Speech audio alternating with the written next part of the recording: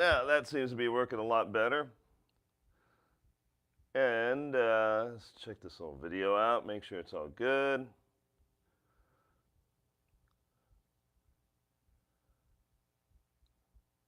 All right. Well, you know what? We're just going to trust and see what happens. All right, drummers, I'm DW, and today in the drum dive, I had a little bit of a wild hair, and I was thinking about hand technique, and really one thing in particular about all this. And it's what the heck's it supposed to feel like when we say, you got to play relaxed? Your hands have to be relaxed. Well, I spent a little bit of time, a little hit quick fun history thing with me. I was able to attend PASIC here in Dallas before I lived here in 2000. And one of the cool things that ended up happening was Jim Chapin showed up to the DW booth.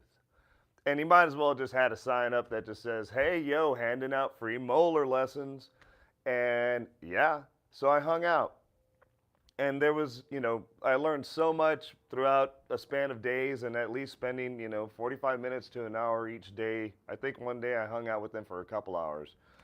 One of the nicest guys and, connection to the root of molar, which is all based off of being relaxed. Here's where the question came in. As he's over there playing through stuff and he's doing his thing, he says, yeah, I'm so relaxed, just grab the stick, take it out of my hand. And I'm like, okay. And I did that. And he wasn't hanging on to it. Question was, did he relax right before I grabbed it? I try to be fast about it. I mean, I'm doing this over here, and you're thinking, well, you're going to grab the thing. You know, there's a whole lot going on. So it's like, how do you know you're really relaxed? Well, coming from a background and, of just my own dealing with my own anxiety in my head and things, you start to realize, oh man, my shoulders are sitting kind of high. Wow, I'm clenching my teeth right now. These are things I've experienced throughout my life unknowingly. So, as being a runner, sometimes you see people running and there's just this awkwardness to it as they're moving around, and it makes you realize, is that really how you trained your body? Well, yeah, that's what happens when we train our body under real, just everyday tension that we don't know exists. And to me, it's kind of like a theory that I have about getting home really tired from work. I could go out and do things I really enjoy and just wear myself out, like riding my bike and everything, which to me seems more strenuous than working in a warehouse. But I'd get home from working in a warehouse and I was more tired. I was just ready to lay down. When I get home from riding my bike, I'm like, all right, let's play drums, do whatever. And the thing is where are we mentally when we're actually involved in the thing? Riding my bike. Well, I'm always happy to go ride my bike. If I don't feel like it, I ain't going to do it. So, and I enjoy, riding flatland. I've done it longer than I played drum set. So to be able to do that and, be in that mindset, I'm not going to be tense doing this. But if I'm over here doing a job that, I mean, it's fine. Nothing wrong when I was working in a warehouse. I actually really enjoyed it and the people I was around. But there were certain restrictions knowing that, like, if I'm riding my bike, money aside, I'm going to grow with this. I'm going to work to get better. You know, this job, I had to wait for that guy to get fired or, quit or move on because somebody else got fired and quit before I can progress. So I'm just going to be stuck doing the same thing for a while. It's not very motivating. And then you add in whatever stresses of life, money, and everything. And then all of a sudden you realize you go through an 8-hour work day like this and you're all wound up. And by the time you get home, you don't realize, wow, that work took a lot out of me. Yeah, because you did the whole day like flexed. And that's that fight or flight mode. It's a mindset thing. So, reason I say when it comes down to playing drums is when we learn to play drums, for me, I knew what mindset I was in and where I was living and just whatever, dumb teenage crap, whatever. But, anyways, I know my own tendencies that I grew up with and what was affecting my mindset that made my everyday life a little bit more stressful and more tense in my body. Then I meet Jim Chapin, who's just walking around 80 some odd years old, and he has a little bit of an issue walking around, but as soon as he sits at the kit, he's just, yeah, what's up? I'm Jim Chapin. I'm super relaxed. I could just talk to you all day long and do this because my hands are so relaxed. Take the stick from my hand. Oh, you can't get it. Jim Chapin, man, was just something else, and I saw him playing licks that I've never seen like some of the fastest marching guys do, okay? And it's impressive because that is real, true muscle memory there. He just watching how he had trained his body to be like, dude, we're going to be so relaxed as we do this slowly. This is the practicing nobody likes to listen about. Oh man, you got to play it slow if you want to play it fast. The reason is because you want to get your motions proper. You want to be able to be relaxed when you do this, because when you start trying to haul ass with something and you start tensing up to squeeze it out, I mean, you only got X amount of time before you're done. So hopefully whatever you're squeezing out that fast, that's just a short fill you're going to get through and all that. And then you could get back to being relaxed, or, be relaxed the whole way because you took a little extra time in the front end to learn real relaxation. So now back to the hands. What does it feel like? And I'm going to tell you right now, going on a quest for relaxing the hands really helped me relax the rest of me. Okay? And so this is how drumming can affect you in a positive way, aside from, pissing off your parents and your neighbors and learning really cool stuff. I'm just kidding. I hope you don't piss off your parents and your neighbors. But the idea, I mean, drumming's just fantastic. It helps you learn so many things. First thing, overcoming failure. Second thing, mind and body connection, so you can control and maybe be more relaxed in your everyday life. So, hands. What the heck does this feel like? First off, I'm going to tell you, it feels, the first time it started happening for me, it felt weird. It really did kind of feel weird. But the physics in the hand started to feel like it was more efficient. And so what I mean by that is when I hold the stick, it's like this.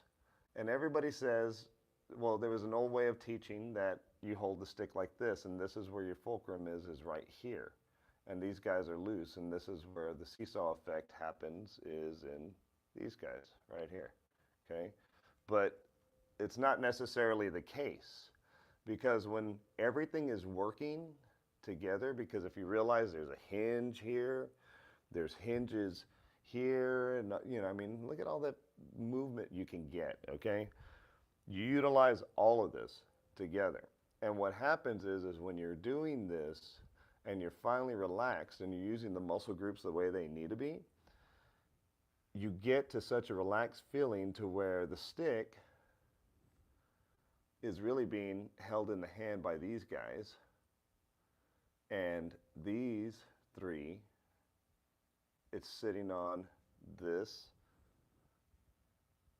and it has its own free motion. And basically what this does is it gives you all the control to really manipulate the stick. That's what we're doing, is manipulating how the stick moves to get the note out of the drum. All right, so that being said, it really is that relaxed. Like, my grip should not change from this. My tension in here should not change. And, some people might, be a little bit more old school and say, well, there's a certain amount of stuff that needs to happen, and there is some tension.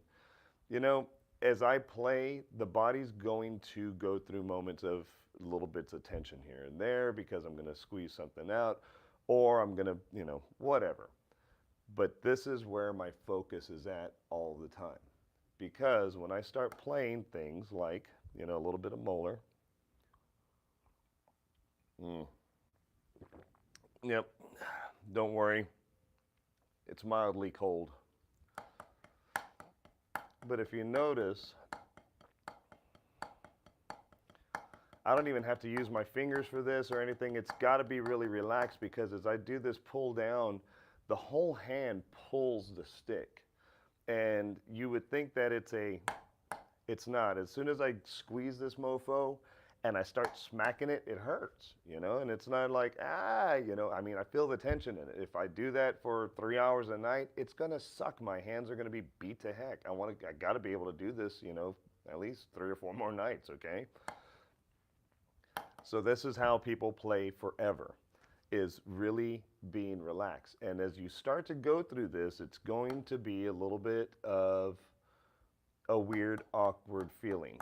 But this is the best way to start. Palm down and just start playing controlled strokes. The idea behind controlled strokes is you're not trying to do a double. You're just controlling every stroke. It's not allowing any other kind of balance or anything of the sorts. You're just there, holding it in this position. You don't necessarily open it. You don't open it at all.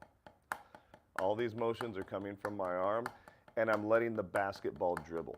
And if you ever go outside and dribble a basketball, it's a good way to learn how this works, because you don't want to be that person that's smacking the ball down the whole time. There's no control in that. There's no finesse. You can't move it around. And if you get to that motion where you're in time bouncing the ball, I mean, you could get way down low. You can go between the legs. That's when everything starts to happen, is when you have that control. So it's the same idea with this. You want to have this little bit of control, actually a lot of control,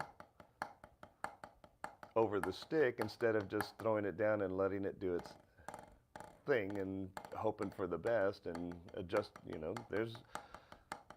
it really will prolong your playing. And then you just take this over to the kit the rest of the way, and you start to realize, as I'm playing, like for me, playing a gig, I start to realize that my beats and everything actually feel more relaxed. They feel more in time. My hi-hats, the spacing in it gives it more of a groove. I know it really works because my bass player starts nodding his head. And if he's nodding his head, then everything's going to be really good. So,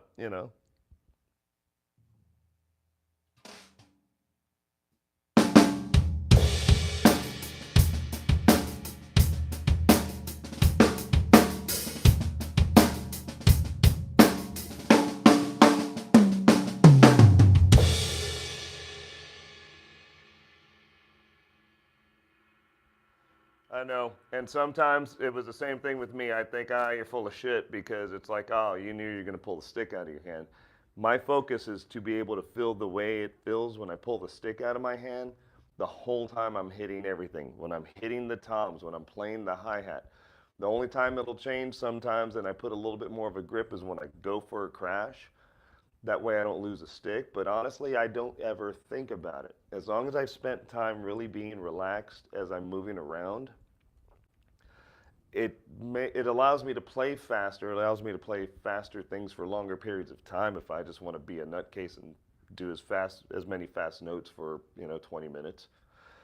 But the idea is, it doesn't hurt anymore to play.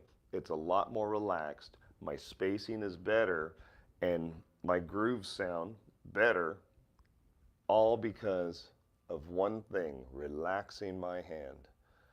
And you need to experiment. You're going to use different sticks. You have your hands work in different ways. You've done different things throughout your life to create the muscles in your hands that you're using every day. Okay, for me, I was a guy who grew up as a mechanic son, and so I worked on some heavy machinery and engines and stuff, and I beat the heck out of my hands. But primarily, I ride BMX, and so I mean, my hands are always moving from the bars and to the seat and stuff, and moving things around. So I've developed my hand dexterity in a certain way. So I'm gonna look a little bit different than how it would for you if, say, you whatever job you've done. So you're going to develop your muscles a little bit differently. So don't necessarily go for exactness. This is where you have to pay attention to yourself. You have to pay attention to yourself and ask that question: am I really relaxed? Am I still sitting around with the tensions of the day? Do I need to break that crap off first, and just go play through some metal song? Yeah, maybe you need to. And then when you get done, wind down, watch what's your favorite TV show, and sit there and relax. And know what it feels like when you start to not relax. You're like, oh crap, pay attention, get to that relaxed state, and do it to where it's just meditative. And you could sit there and just do this for a while. I mean, honestly, I feel the stick in my hand, but I don't. And I'll just sit there for a while. I'll sit out in the backyard, you know, drink my coffee, you know, listen to some motivational stuff, and, you know, do singles.